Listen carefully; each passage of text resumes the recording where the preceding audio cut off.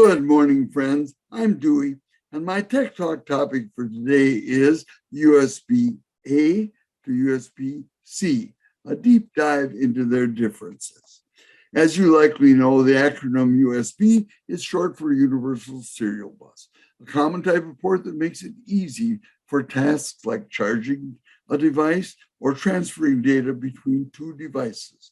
Like Wi-Fi, it's another one of those things that's easily taken for granted. My TFS colleague, Bob G., suggested to me that a March 1 article in ReviewGeek.com titled USB Explained, All the Different Types, might be a good topic for one of my tech talks. I read the article and agreed. Thanks, Bob. The author is Suzanne Humphreys, Commerce Editor for ReviewGeek.com. USB was developed by a number of companies, with IBM, Intel, and Microsoft taking the lead.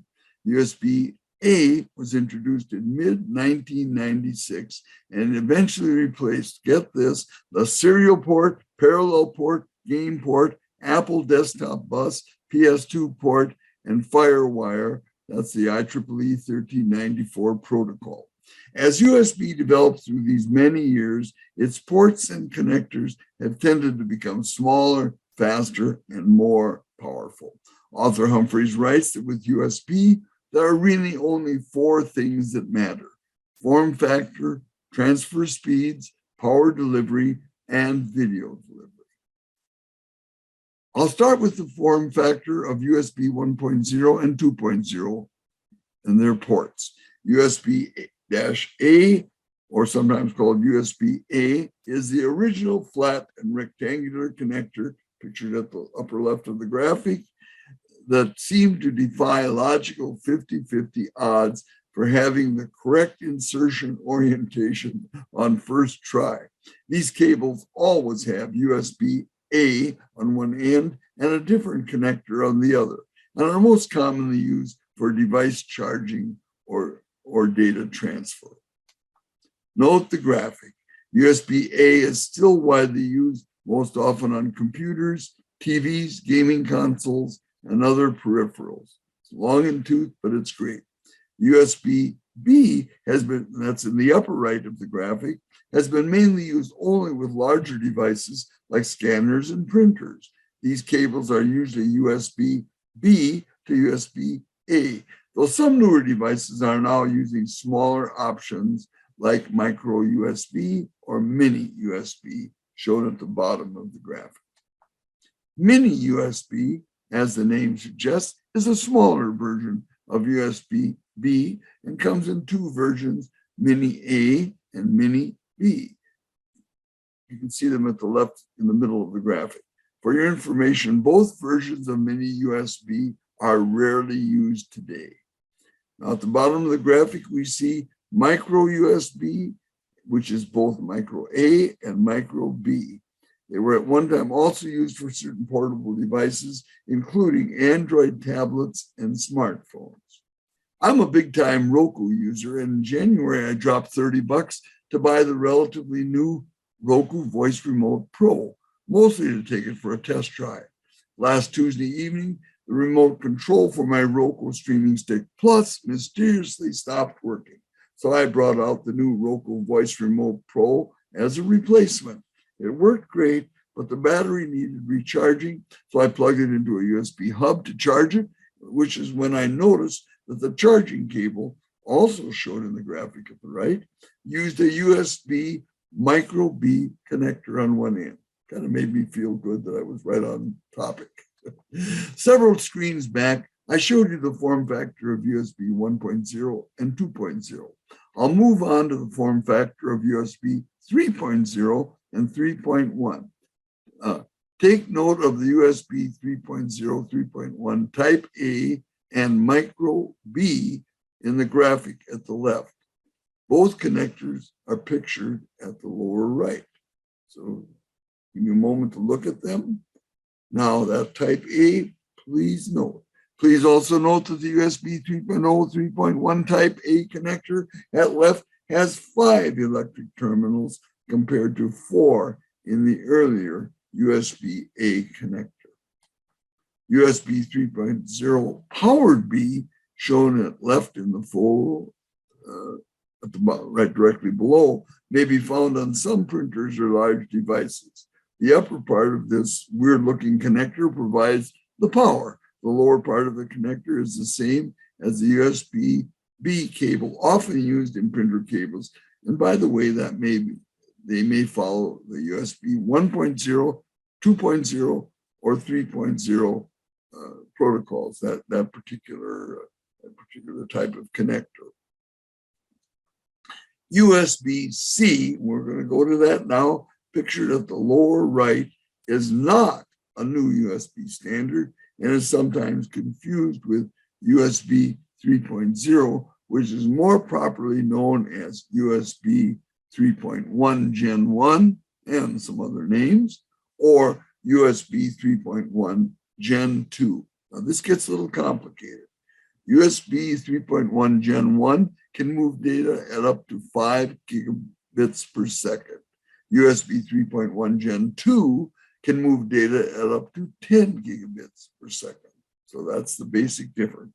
Technically speaking, USB-C is a cable and physical connector standard, strictly, though its name is often used generically to cover everything. Although its form factor is small, USB-C is able to do more than all other USB types and do it faster. It has the potential to replace all other cables thanks to diverse multitasking capabilities.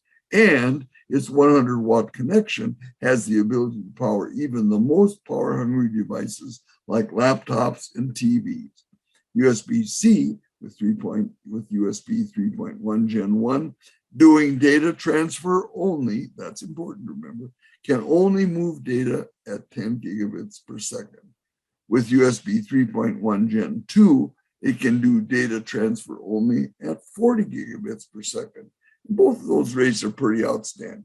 For what it's worth, my 2.5-year-old Dell XPS 15 laptop came with 2 USB 3.1 Gen 2 ports that were also labeled as Thunderbolt 3. Thunderbolt 3 USB 4.0, which was introduced in August 2019, and Thunderbolt 4 is where you'll find the highest data transfer speeds. Present maximum throughput is 40 gigabits per second. All Thunderbolt 3 and Thunderbolt 4 cables are USB-C, but not all USB-C cables are Thunderbolt. Something to think about. Realistically, while high transfer rates are impressive, they really don't matter much if you're not regularly transferring hundreds of gigabytes of data or editing video on an external hard drive. Finally, some USB cables are for data transfer only, Others are power delivery only, and some have the option to handle both. Be sure to verify a USB cable capability before buying one. Since the release of iPhone 12, Apple has included a cable to convert their proprietary Lightning charging port to USB-C. Rumors abound that iPhone 14 will indeed switch to having a USB-C port. They're so ubiquitous these days. One reason why Lightning's days may be numbered was covered in a Macworld report last September, telling that the European Union, or the European Union's European Commission, issued a proposal that would eventually require all smartphones and small electronic devices to use USB-C for charging, just to set a single standard. Also, the sale of chargers would be unbundled from the sale of electronic devices like smartphones and tablets. In other words, you no longer get one when you buy one, get a charger when you buy one. Apple stopped including chargers with the iPhone 12, and while it took some heat initially, most other manufacturers quickly followed suit, including Google with their newer Pixel phones. Chargers were not included when my wife and I got our new Samsung Galaxy S21 5G phones last December. For what it's worth, my old Samsung Galaxy S8, Huey has one of those, I guess, and Joanne's old Galaxy S9 Plus came with 15-watt chargers. The Verizon store rep told us that our old chargers would work just fine. However, he added that new chargers, extra cost of course, would charge even faster. The new chargers we bought charge at 25 watts. They're really fast. Suzanne Humphreys concludes her article by writing about USB-C's video delivery capability. USB-C can, can be used to connect video monitors in place of bulky HDMI or VGA cables. USB-C also supports 4K video delivery to a screen. Thunderbolt 4 cables can handle display of 4K content on 2 monitors at a time or 8K on a single monitor. That's sort of incredible. Of course, this is going to be the use case for most people, but as 4K and 8K video become more commonplace, USB-C cables will likely be able to keep up. Well, that's my Tech Talk story for today, and I'm really going to stick with this one because I learned a lot, and I hope you did too. Well, anyway, thanks for watching. Stay safe, and the good Lord willing, we'll see you next week.